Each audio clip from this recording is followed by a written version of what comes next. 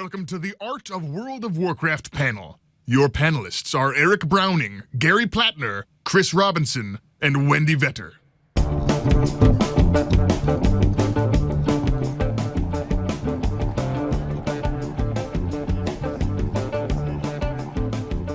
What's up, Blizzcon? I can already see the look in your eyes. No, I am not Chris Metzen.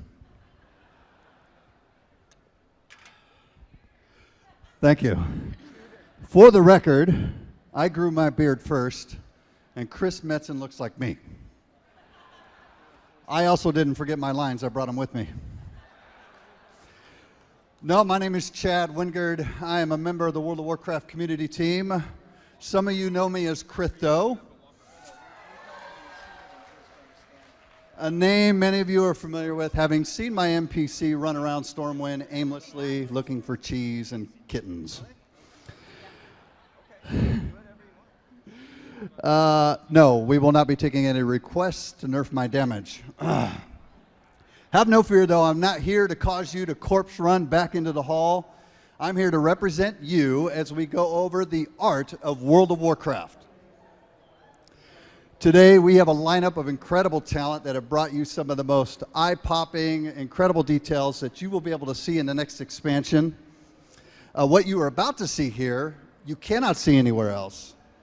It will blow your mind, and all of it will be available on Warlords of Draenor. If you're so inclined, by the way, you can see some of the latest developments over at the World of Warcraft demo area, which is in Hall B. We have gone to great lengths to gather up your questions about animation, dungeon, environment, and prop design. As an added bonus, though, we're going to address one of the hottest, most popular questions we've gotten for a very long time. Where are the new character models? So let's get this started. Please welcome to the stage Senior Art Director Chris Robinson, Lead Animator Steve Aguilar, Lead Environment Artist Gary Plattner, Lead Dungeon Artist Wendy Vetter, and Lead Prop Artist Eric Browning.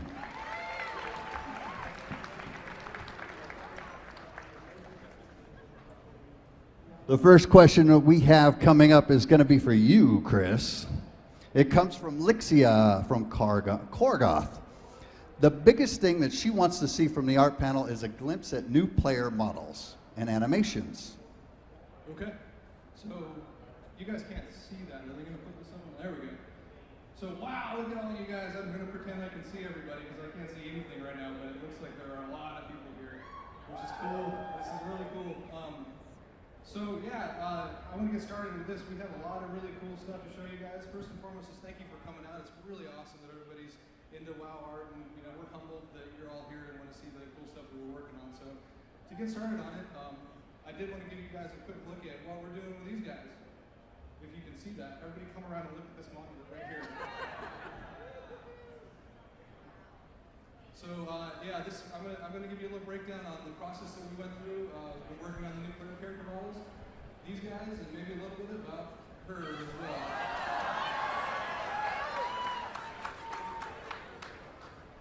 All right, so to get started, I want to talk a little bit about core philosophies that we used when we were redesigning the characters.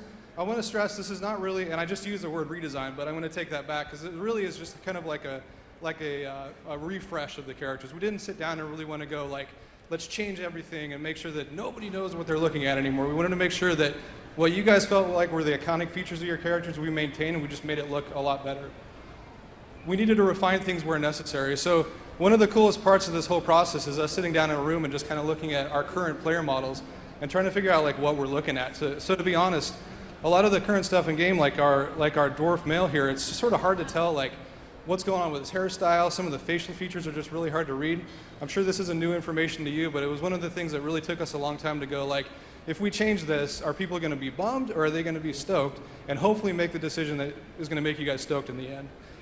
And then ultimately, unify the rendering. So it's really important to us as a team that when you log on and you see your player standing next to another player in Ogremar or Stormwind or wherever, that you feel like there was one person who modeled, textured, and animated that character. So we went to great lengths to just make sure that everything looked consistent all the way through. Whether it was, you know, a team of 4 character artists that were working on these guys at any one time, and they went back and forth with everybody. This wasn't just one person working in a room. This was, you know, all the character artists, was myself, everybody just kind of pitching in to make sure that they look killer and awesome. And a whole team of animation just to make them move and do really cool stuff. So, next question. All right, next question comes from ACL of Proudmoore. And this person has a 2-part question. Of course, the first one is going to be for you, Chris. Could you share with us some more detail about the actual process of revamping characters? And did you run into any specific hurdles while you were creating them? Yeah, so several thousand hurdles, and all good. And yeah, let's talk a little bit about that. So I mentioned previously these meetings that we'd have about, like, what are we looking at? And I think this is a prime example of that. So obviously the Scourge male. And, you know, we all know, obviously, like, that's his spine sticking out of his back, and he's got bone protrusions on his shoulder. But really, when you look at it, the spine's just kind of this weird, like, slug-type shape, and the shoulders are kind of weird, and he's got some facial features that you can't really tell what are going on. So here's what we did with the Scourge male, and here's the updated model.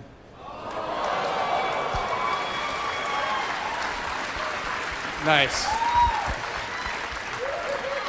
That's the reaction I was looking for. There's a whole collective sigh of relief coming from the character team and myself right now. Oh, I'm just gonna sleep for a little while on the stage, and somebody wake me up. No, okay, so yeah, anyhow, you'll notice, like, on the spine, we really wanted to define what you were looking at. We wanted to make sure that this stuff matched some of the things that, you know, when we put a new boss model in the game, we get a lot of feedback from the community that says, like, that looks amazing, why can't I look like Garrosh or any of these characters? And so that's what we did. We wanted to make sure that all of these guys were at that level, if not better than what you've seen from us previously. Here are some facial variations for the...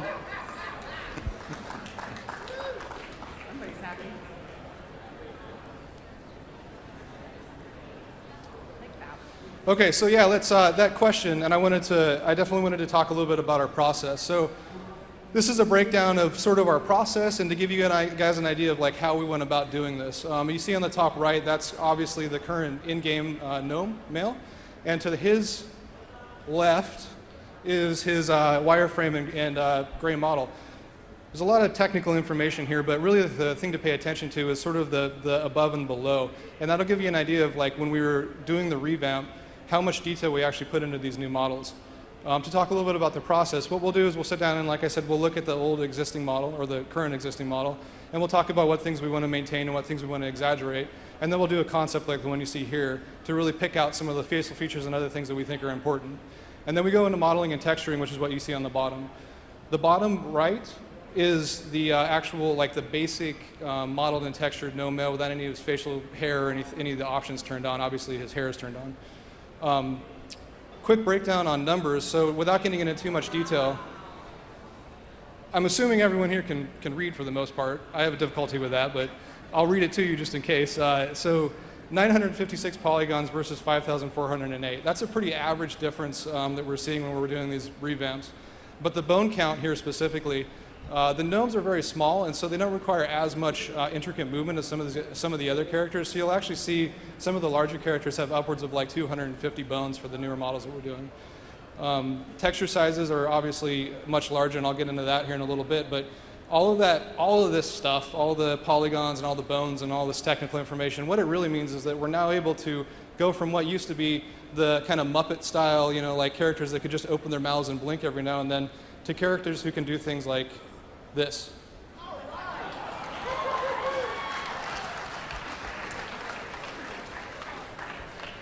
So obviously this has a lot of game implications we're really excited about, whether it's a quest giver that's really adamant about you going and doing something for them, or scared of someone coming to slaughter them.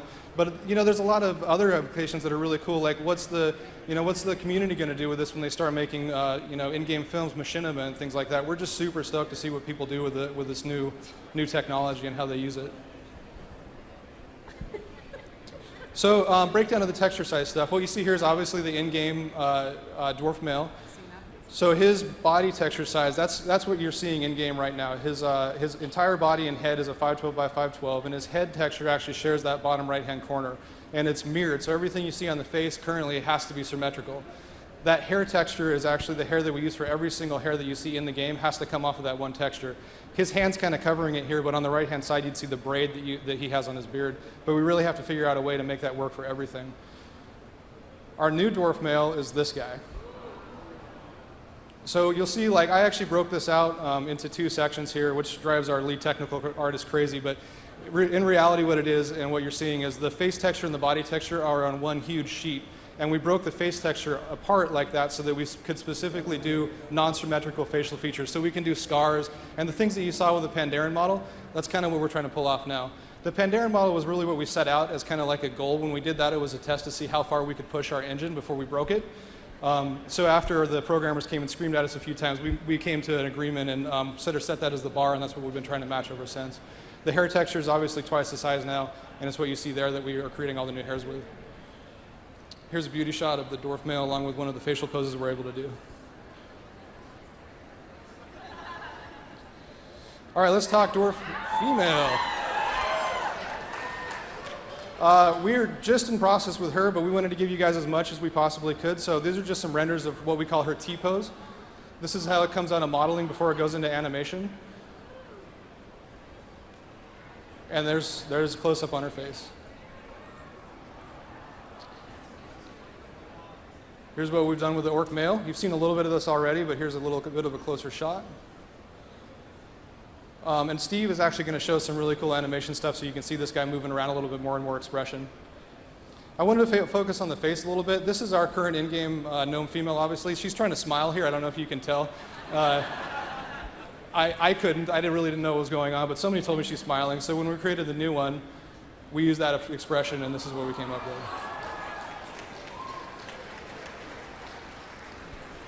Again, before and after. And here's a beauty shot of her with some of her expressions.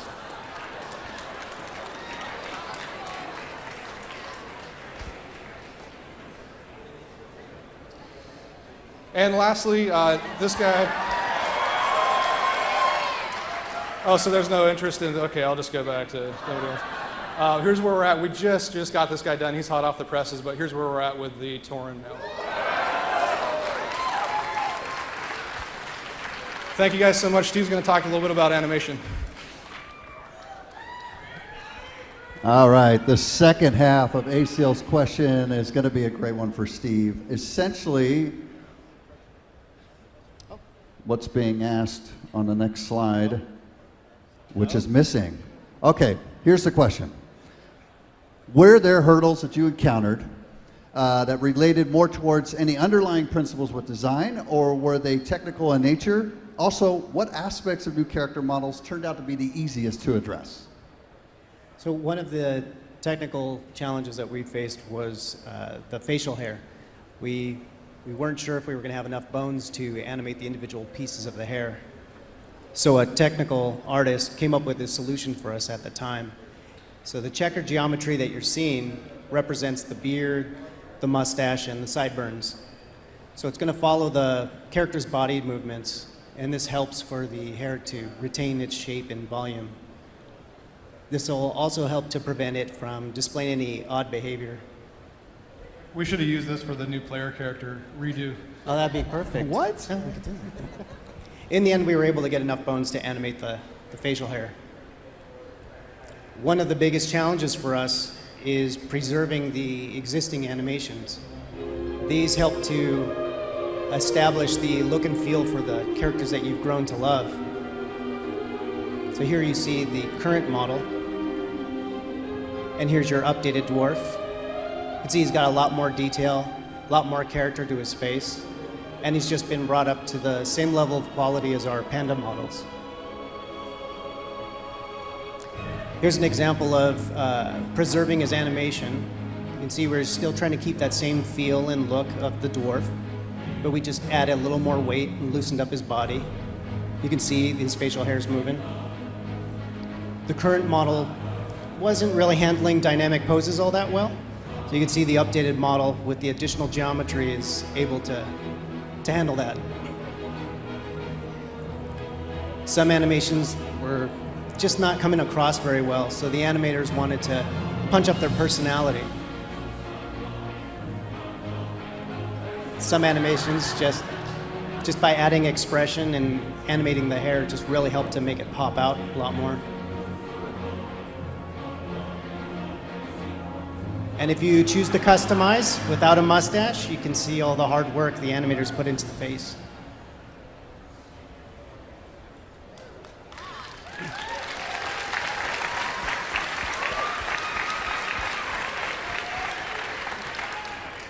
So same process with the orc. His hair was stuck to his body, his face was looking a little plain, and he just needed to be updated. You can see his hair is detached from the body. He just looks a lot more aggressive and feels a lot more muscular.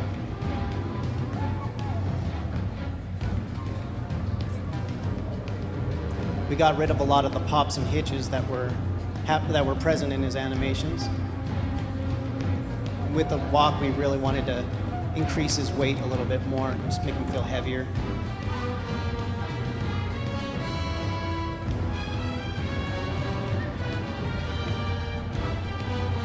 You can see we've loosened up his body a lot more. All the characters' capes now have a chain of bones, so they'll flow more naturally. Yeah. And same with his emotes. He went through the same touch-up process, just trying to still preserve the existing animation, just punching it up a lot more. Animations that didn't have a whole lot of movement now have more fluid motion.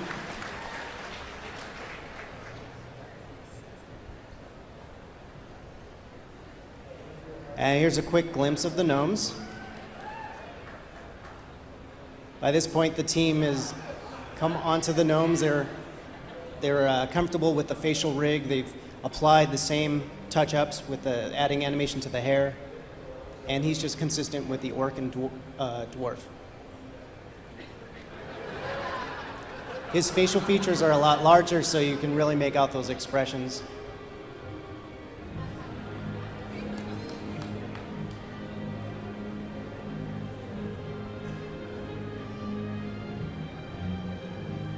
And something is, just by adding a facial expression to the dance, just helps make it pop out a lot more. It makes it pop out a lot. Oh yeah, a lot more. Poor choice of words. The animators had a lot of fun with the gnome female. You can see her hair also has movement now. She's got a lot more character to her face. You can really see the emotion coming out of the animations now. If you look closely, her cheeks are moving. You can see all these different shapes that have been posed in her emotes. And her dance looks more like she's twerking now, so it's good. It's nice.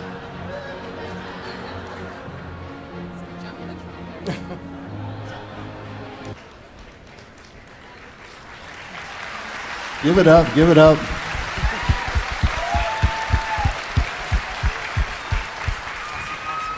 Actually really excited to see what they can do with the machinima now.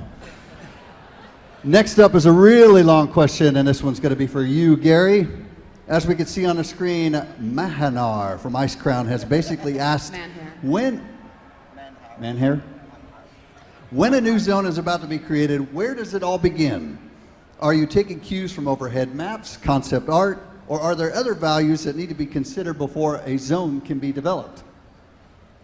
Well, that's a really good question, Chad, and I'm really glad we got an environment question. But I just want to take a second and thank you, Chad, for coming and being our mentor for us.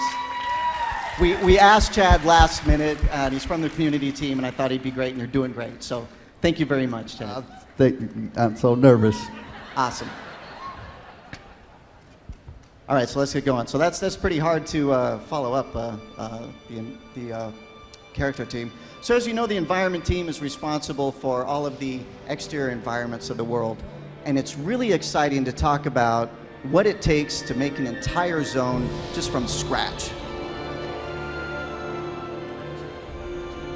It's pretty fast and easy, actually. It's just that fast. So most people don't realize that the environment team actually gets a lot of creative freedom, a lot of creativity that we get to put into the game. And when it comes to starting a new environment, or especially a new expansion, it's really exciting time for us because literally anything goes and the possibilities are endless. So sometimes it's a little difficult to get started and figure out where to start in a zone. So to answer the question with the zone maps right here, or the concept art, we actually use a little bit of both. Our concept art, or our zone maps rather, they'll tell us like how big a zone is, how big the playable spaces are, and basically what's happening in the zone. But our environment map, or our concept art rather, that's going to tell us the real meat of the zone, the real artistic vision of the zone, the mood, the lighting, the color of the zone. And it's also important to remember that our concept art is made by artists, and our zone maps, well, they're made by designers. So we have to use both of them actually to fulfill that vision. So luckily we do have help from our extra level team. These guys take all of our props and all of our textures and trees and everything and help us put it together in the zone with WoW Edit that you see here. So they're really all helping us to fulfill that vision from the concept art. We do have a lot of tech help from our tech team, and I got a really cool demo for some texture scaling that we can do. This debuted in Mists of Pandaria, and we're still trying to figure out how to use it best. But isn't that cool? We took a regular size texture and can scale it up, and it still tiles just like a regular texture does. So we can paint another texture right on top and really get a lot of dynamic range out of one texture. Another really cool thing is height-based texturing. So you see I can paint snow right onto the cracks of another texture. So we're basically taking a tile set and putting another texture in there that can tell us the height, and you know, the dark parts there can tell you where the low bits of the texture are. It's really cool process. This also kind of debuted in Mists of Pandaria, but it basically allows the texture artist to paint like a rock texture right onto the snow, and depending on the pressure you're putting, how much that texture is going to come through. So you can see you push harder, more of that texture. I could even take some lava and paint right in between the cracks of another texture. This was literally impossible just a few years ago. Another really cool feature, what you're seeing here, is vertex shading. What that is just lets us like paint light and color right onto the texture, beyond what the texture can do. It really adds a whole nother dynamic range to our environments. You're going to see here these textures without any vertex shading on. They look really good, but in a second you're going to see it with vertex shading. There you go. Adds a whole nother dynamic range to our textures. You won't even notice some of that's even happening. Thanks. Very nice. That was Matt Sanders right there. He's working on his own. It's right there. He might be. Another really cool feature I like, which usually comes about the end of creating a zone, is our lighting.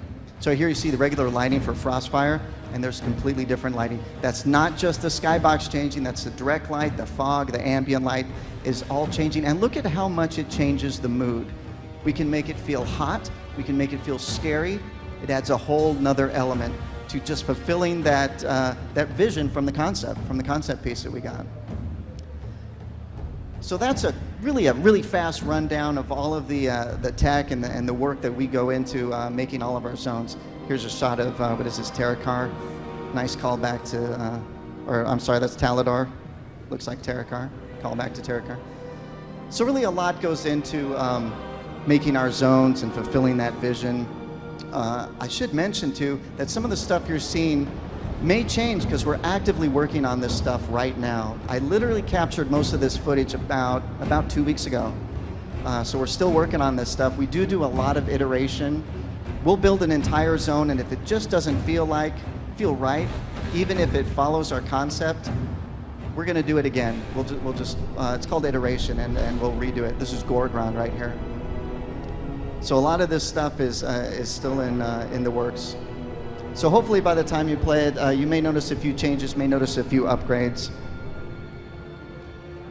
This is Shadow Moon. Really proud of a lot of these zones. So a lot of effort went into it. A lot of people behind this. So when you see one picture like this, it's over a dozen people, dozen artists that have touched this one scene. So really, so that's just to answer the question, whether we start with concept art, whether we start with zone maps, we really start with as many things as we can, and the zone maps and concept art really help us fulfill that vision. So really good question. Thanks, Chad. Keep your eye on the frog. There goes. All right, the next one is for Wendy. Tarhoof from Earth and Ring has a couple of questions. The first essentially asks, when it comes to dungeon design, how are different responsibilities in your department handled? Do individuals help out in all aspects, or do they tend to focus on one discipline? Well, as far as the dungeon team's concerned, they are very multidisciplined, multi-talented. Some of that stuff I might not be able to mention on this panel, maybe another one. Go to the next panel. But because of the scope of assets that we create for the game, we divide the team up into two separate skill sets. We have texture artists and we also have 3D modelers. We then team them up to create some of the buildings and structures. For instance, this cool asset. It is the home of the Thunderlord clan.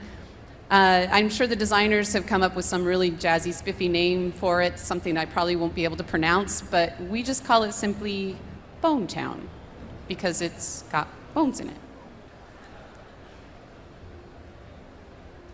So our 3D artist, well, what do they do? 3D art, obviously, modeling. They will also work on the block out, trying to work with the designers to come up with the layout. They'll also start artifying that block out. They'll come up with a general lighting scheme, and this will change throughout the process, especially when we get textures onto it. They work with the designers about play space, add some UV texture mapping, prop placement, and that little bug-generating invisible barrier called collision that players seem to figure out how to exploit. You know who you are. So while the dungeon artist is working on dungeons, they become the sort of the gatekeeper or dungeon master, so to speak. They will work with design, obviously, and the prop team. Sometimes they'll work with the environment team because we'll have exterior dungeons. They'll work with programmers if there's something specific that the design requires as far as the play space and the boss encounter. I'm showing here the ogre compound, and you can see how all of those elements are coming together really nicely.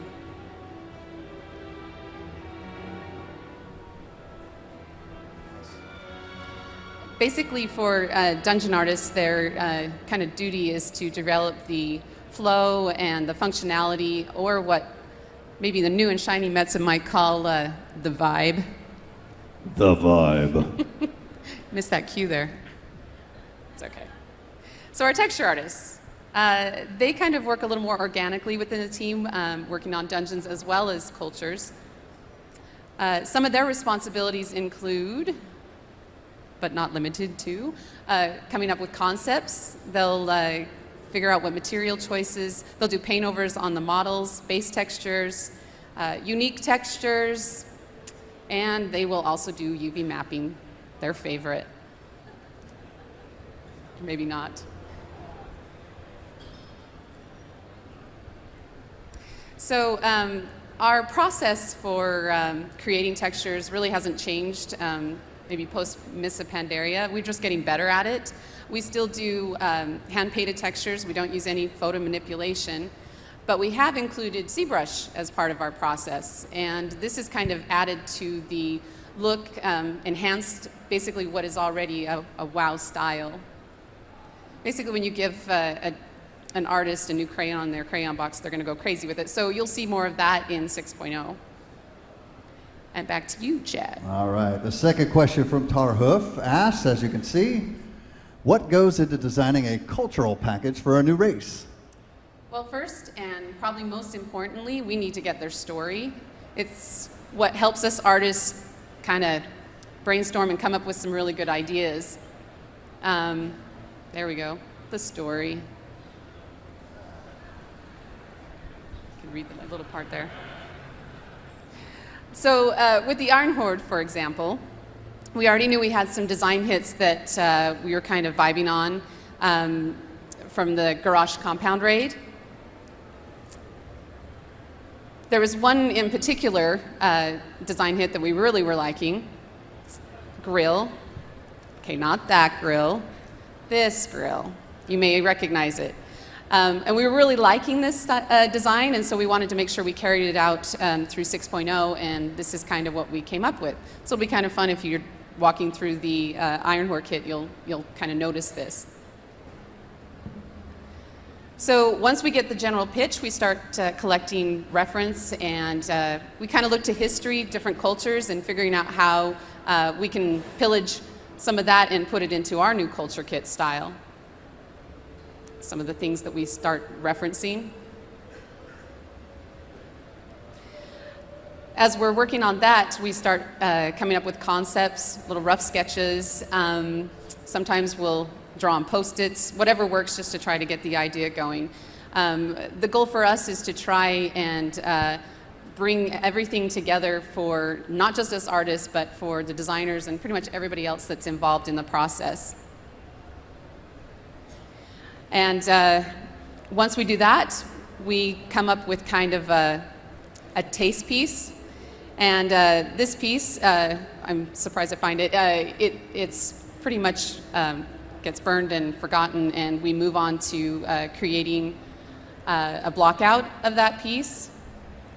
And then we'll start playing around with materials and different silhouettes, a little bit of tweaking here, adding spikes there. And then finally, against all odds, we will come up with a design. And everybody is happy with it except for that one guy. And we pretend to ignore him, and we move on to the style guide. So the style guide for us is just a bunch of call-outs, kind of helping us know what we want to put across the whole entire kit. Some of the things that we're thinking about when we're creating that, scale and proportions, silhouette, obviously very important, lighting, color, that's huge on our team, and exaggeration, as well as composition once it gets put in the environment. What is it going to look like? So sometimes, as we are coming up with concepts, shapes start to kind of look like other shapes. And this is no offense to the artist. Jimmy Lowe's an amazing artist. But for me, I just started looking at it, and I'm like, is there something familiar about this? I don't know. Maybe you guys can see it. I don't know. There might be some robots from a cartoon. From the future? From the future, maybe. All right. I'm seeing it. There it is. Ta-da. It's good. People saw it. All right, our next question for Wendy is from Kai Sear of Lightning's Blade. She would like to know, how do you think the WoW art style will evolve in the next expansion and beyond? I would say we're constantly evolving, but our fundamentals will always stay the same. For instance, we're working on the garrisons, and you're probably familiar with these assets. They're from the human and orc from Vanilla WoW. But what we tried to do is enhance the style and enhance the character of them. Once we get the props on this, it'll really kind of start to sing and come together nicely. So, you know, pretty much with the dungeon team, we don't fail to give you eye candy. So look forward to that in 6.0.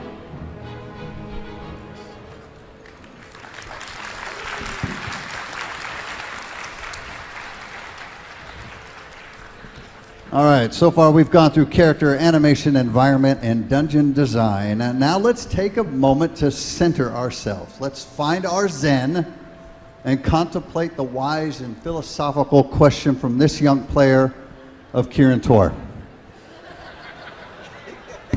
What is best in life, Eric? I'm sorry, can you repeat the question? Life, best is what? That's pretty subjective. I didn't really have time to prepare for this or think of an answer.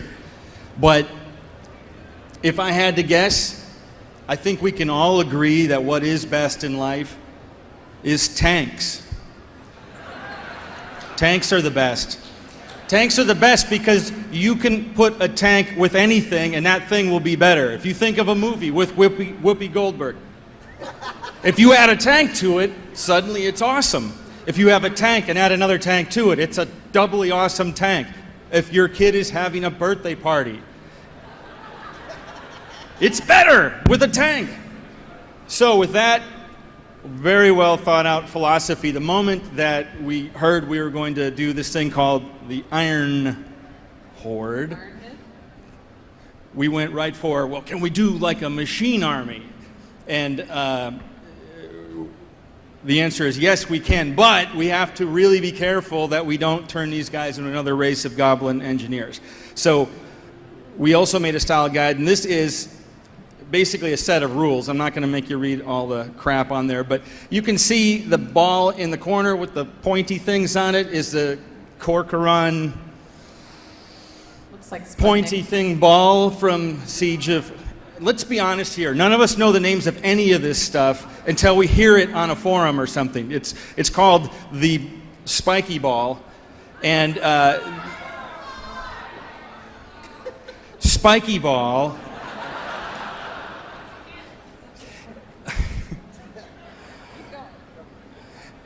No, now I'm really flustered. So the idea behind that was to put something in the Siege of Orgrimmar that we could call out to in the expansion to give a little bit of a connection, like where did the orcs suddenly get tanks? Well, they have this engine, and Garrosh is a genius, and I think we all know that. He's not a genius, but he remembers or brings with him, tucks into his loincloth, plans for this thing, and smuggles, look, this is... We're not going to admit to this afterwards, but this is the one connecting thread to that siege. And you'll see that same thing carried on throughout all of their weapons. The main reason is so that they look consistent, or that they don't look too complicated. Look at that! Flamethrower tank. It's a tank, that's a flamethrower. We call it the fire engine, because it's an engine with fire, and it blows up. Heavy cannon. Blows up also. The tickler.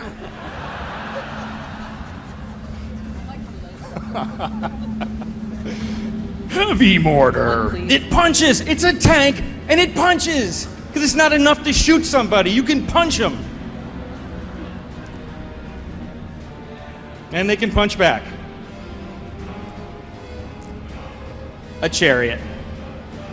I just saw this in the game the other day, and it's really cool having, because it's not super huge, it's just big enough for you to deal with and get run over by pretty easily, but super awesome. Anyway. All right, next up is Catherine from Airy Peak would like to know, how do you decide how far to take a given faction or racial aesthetic? For example, in Mists of Pandaria, the Grummel have their own architecture but lack a unique racial mailbox to go with it. The Klaxi, however, do have a mailbox. How do you decide? Oh, look, apparently they do have a mailbox. Come on. It's a guy. There's all kinds of lore written about these guys. It says they were messengers to the Mogu and then the Pandarans, and it's a really, really wordy way of saying, let's make the NPC be the mailbox. I totally knew that was there. I wrote about the Timeless Isle. So then how do you prioritize this stuff? Mailboxes?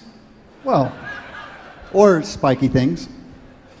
So whether or not somebody gets them, so like the Iron Horde, that's these guys here, they probably won't get a mailbox because players aren't going to hang out for long around their stuff. They're going to go in and they're going to fight and fight a lot and get run over a lot. So they don't need a mailbox. But if a race is connected with a hub and players can spend the night there alive, they'll get a mailbox. We base this, how much work we put into these by how much we think we're going to put players there, put players with them. We're often wrong, of course. I mean, we're never, ever wrong. Ogres, I'm going through a few kits and I'm going to show you something really sad. So this is all fun, but then I'm going to show you a sad slide. So just, you know, You ready?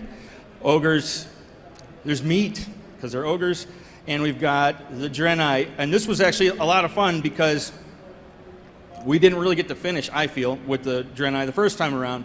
Now we get to go in and sort of describe their life, put less of the floaty crystals, more of, these guys are another race in Warcraft. They fight just like everybody else, and they have a day-to-day life. We're showing a lot of that in this, and that kit is much more fleshed out. Also, it helps to have, when you have a big bad wolf, you need a little piggy. And that's these guys. That's my opinion anyway. Oh, you guys all like the Draenei, don't you? I like the Draenei. They have powers. Orcs. The orc clans are cool. This is mostly basic orc stuff, and then we're going to do more things for the specific clans. I think the sad one is next, so children, look away.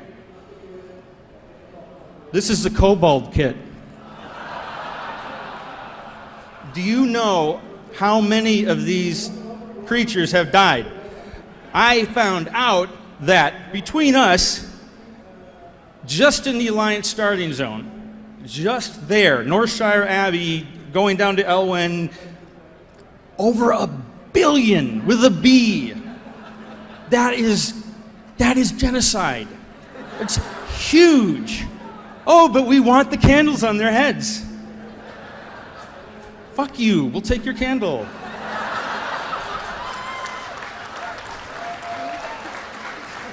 What? All right, I'm going to give this name the precise French pronunciation. Hippo from Shadow Song wants to know how much time goes into set dressing, and are the designs of interior spaces driven by the owners of the establishment and their culture, or the zone they're in, or a combination of both? What? Hippo. So a lot of time. As much as the producers will give us. We will spend every last second, and producers have fake time and the time they tell us that something's due, and the real secret date that they keep behind their desk. And we know that there's a secret date, so we always push for more stuff. So every chance we get, we try to put everything. It kills us if we end up with something like Kazan, where there was empty goblin houses. It murders us. But this question is very long. Designs the interior space driven by the owners. Yeah, it's driven by the owners. Who else would it be driven by? And the zone, and a combination of both. So, oh good, I have a slide that describes this. The garrisons are super cool because we get to redo a whole lot of the stuff that we already did, like the Alliance Human. If you look at this, it manages to look like the original kit, but it's actually a whole lot more detailed. There's a lot more stuff in here. And there's that backpack, which nobody in the world wears, but it's there, and you can recognize little swords and whatnot. We have, here it is in the garrison. All those pieces get moved around, and each little bed has its own story, kind of. And we have a knife stuck into a nice table. We have the same backpack, but again, a big kit of stuff so we can the designers can keep placing stuff. Oh, there's a candle. See the candle? At what cost? And the trade skills. I don't know about you guys, but the trade skills to me have always bugged me because there's never enough going on there. You walk up on this and there's going to be a guy working here. When it rains, I'm going to commit to this. When it rains, he's going to go sit inside and drink or smoke. He's got his own keg there. And he's going to hang out and stay out of the rain. And we're hoping to get a little more of that kind of action with the NPCs so that they, at least in the trade skills, so that they can just feel a little more real, like they have a life, other than waiting for you to poke them. There it is in the garrison. Oh, so pretty. And actually the slide that Wendy showed earlier, or the movie, was much better than what I'm showing because it showed more of the props. But this is the Ogre Citadel, the corner where there's no props. And so we have to fill this out. And of course, you're fighting a lot of ogres in here. And so we always have to keep the floors open. But our job is to figure out, well, how do you make the periphery look full enough so it feels like a lively place? This is This one is better than her movie because we have a better throne here than the one that was there. It's really nice. Anyway, so we make stuff like that, and that's my last slide. All right, and of course, the most important question about not taking candles, how many candles can you not take in game? I mean, how many different models are there in game? This question is even sadder now because out of all those billions, there's only 572 candles, and I counted them, and I got a look from Chris. It's a look that we never like getting, but I got the look and the little... I just know when I said I spent an hour. So You what? I just know how long it takes you to count, so I figure we're probably... My kids already know, but I get to 10 and then I get really flustered. So 572, including 42 of those are for the 42 different kobolds that are in the game as well. All right, there we go. Thank you, Hippo, for making me count all those. Hippo. I'm sorry if you get any harassing tales in game. All right, finally, one more question. This one's going to be for Steve. Haley from Wormrest Accord wants to know, actually she says, I'd actually like to know your process for when you do an animation for a spell. Okay. What I have here is, if that works.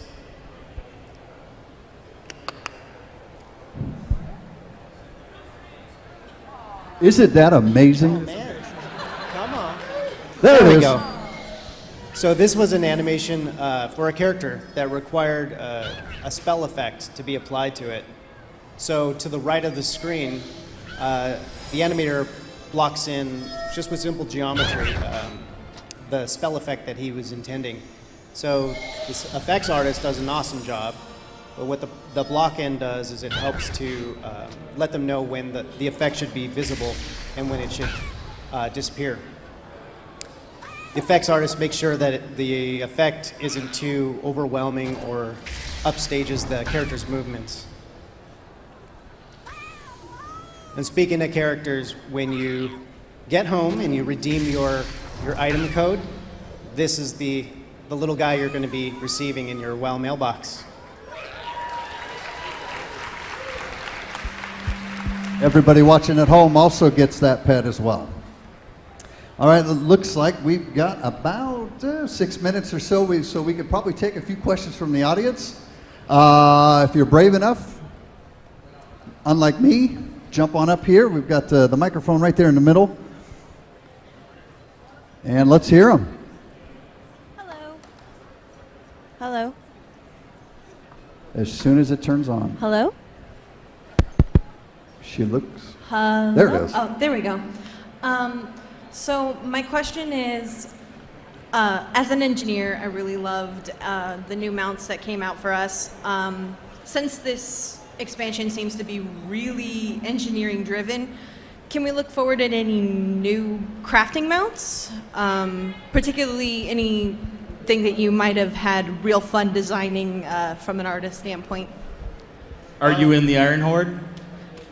No. But we can steal their stuff. I'm sure we will. There's nothing that we kind of have to show or talk about right now, unfortunately, but yeah, I mean, that's a really awesome kit, and hopefully we can use more of it for sure. Okay. One more quick thing. When you do culture sets, how much of the placeholder stuff, not placeholder, but filler stuff, how much of that actually has to have story? Because I know, like, in the Blood Elf starting zone, there's like golden statues of people, and then there's lots of wiki pages with, well, this is what it's about. But so how much of that do you have to actually fill out for story? What was the question for poker sets? I didn't hear the. So you might want to restate that again a little bit. Get in there, but you were talking about the Blood Elves and the prop kit for them. I Yeah. get the question. That was just like one of the questions we did have, which was, so the answer is a lot of times yes. And for every one of those cultures, like the Blood Elves, we actually have a historian, a team of them actually, that we have to go to because there's so much information on them that was written before. So yeah, and a lot of times they put in little Easter eggs in there, and definitely some of the older areas you'll see stories tied to them. Sometimes we write the stories and tuck them in there, actually. Thank you. Statues. Hi guys. When you create a male night elf these days and opt to give him a clean shave, he'll lose the eyebrows. Is there a way with the new character model we can keep our clean shave and keep our eyebrows? I believe we possess the technology. That doesn't that actually doesn't sound like a conscious decision that we made maybe, but I'll keep that in mind. That's a good point. I'll look into it. Thanks. Hi there. I got 2 questions. First one is, with the characters being remodeled, is it going to be, other than the Pandaren, all the other ones, or is it only like the original 8s? Yeah, so we kind of cut off right at the goblins and the I'm blanking. Worgen, yeah. So we did those guys. We felt like that was kind of taking us up to the to where we wanted to be. And then when we started working on the Pandaren, we kind of hit this new stride of like there's all this cool stuff we were doing with animation, and the Kung Fu really, I think, went a long ways into kind of describing their movement and made us realize we wanted to take it even farther. So we kind of take a look at that range, and I think where we're at right now is we're planning to do everything up to those guys. So we'll be including like the Blood Elves and the Draenei, and then once we get all that done, we're going to take a look at it as a kit and make the decision whether or not we feel like we need to address the Worgen and the Goblin. Okay, cool. And the second question is, with the garrisons, they look very typically Alliance or Horde based. Are they going to, since they're specific for the player, are they going to be just Alliance and Horde based, or are they going to be like racially looking?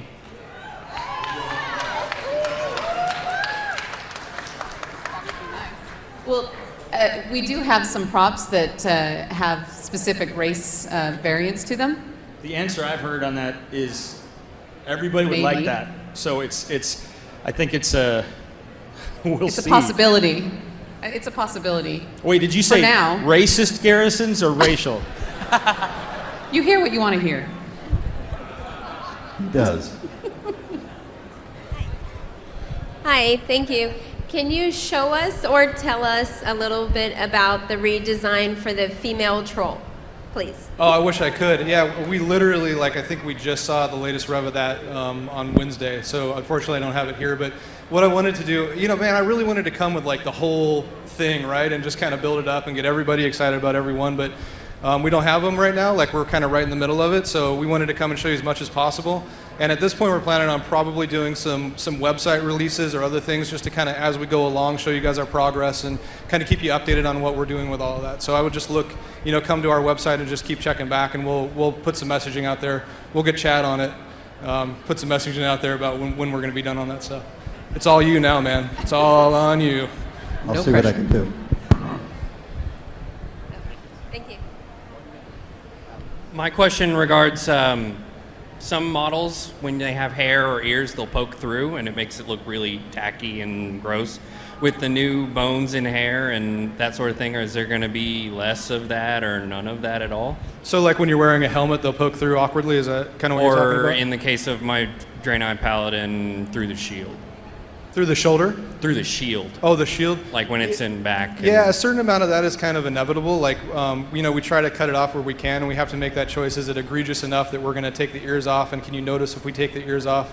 There are a lot of armor sets and helmets where if we cut them off, you can tell. So we opt to leave them on just for the believability. But I think we can probably move a little bit more of that stuff with the animation, but I don't think it's going to really give us what we need to make sure that case never happens. Okay, thank you. We did find some of it, while touching up the animations, there were a lot of clipping with the ears and the hair.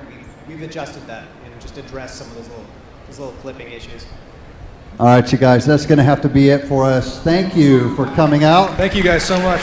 On behalf of Chris, Steve, Gary, Wendy, Eric, all the teams they represent, as well as myself, thank you for coming to the Art of World of Warcraft panel. Enjoy the rest of Blizzcon. Thank you for attending the Art of World of Warcraft panel. Up next, Diablo 3 Lore and Story Q&A.